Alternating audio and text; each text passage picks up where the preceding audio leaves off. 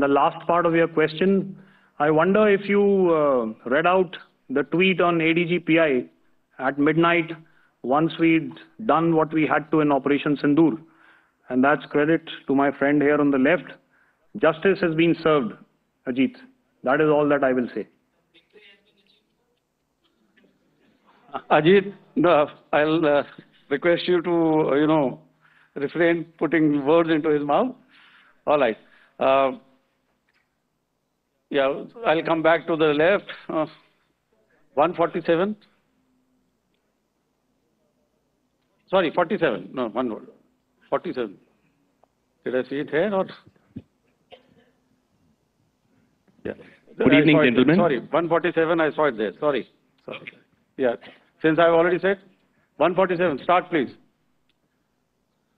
Hi, sir. Good evening. This is Shivam Patel from Reuters News Agency. Thank you for giving me the opportunity. My question, sir, is how many military targets did Indian Armed Forces strike in Pakistan in response to the attacks from Pakistan? How were these targets selected? And how many troop casualties have been there in total on both sides, if you can give details? Thank you. I'm sorry, where are you? I haven't spotted his... Here's to the right. Okay. Can you just repeat that for me, please? Sure, sir. So my name is Shivam Patel. I'm from Reuters News Agency. My question is, how many military targets in total did the Indian Armed Forces strike in Pakistan in response to the attack from Pakistan? How were these targets selected? And how many troop casualties have been there on both sides, if you can? So you're speaking of the targets that I mentioned in the wake of the attack at Pahalgam, right? Yeah, I think it's amply clear to everybody here that the Pakistan army has not crossed the international boundary, neither in the plain sector nor on the line of control. So the intrusions have been in the air. There have been certain attempts on the line of control when ceasefire violations have been on to try and infiltrate and carry out and perpetrate activities that we are all very well familiar with.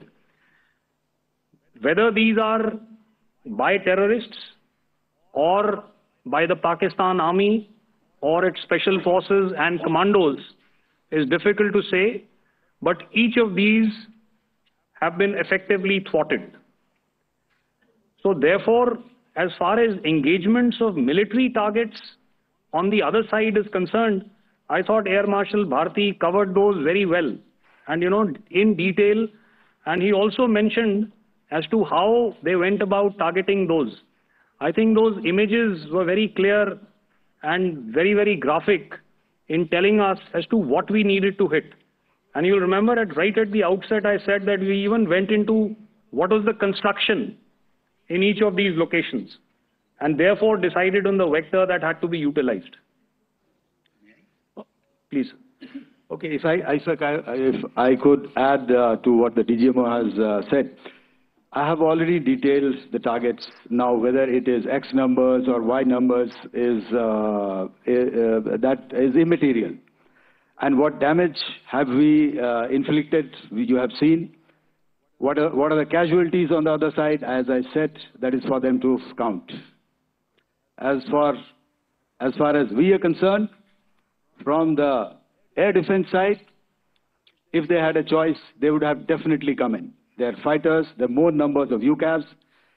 It is not that they did not intend to come in. It is only that our robust AD posture prevented them from coming in. So that must be known, and that must be realized by all the audience here. Yeah, I'll come to the left now, 24.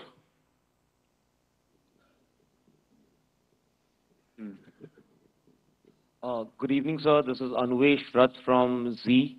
Sir, I wanted to know on the first briefing, which was done by FS and two representatives from Air Force and Army, you showed a list where there was 21 places in that list. You have stuck 9.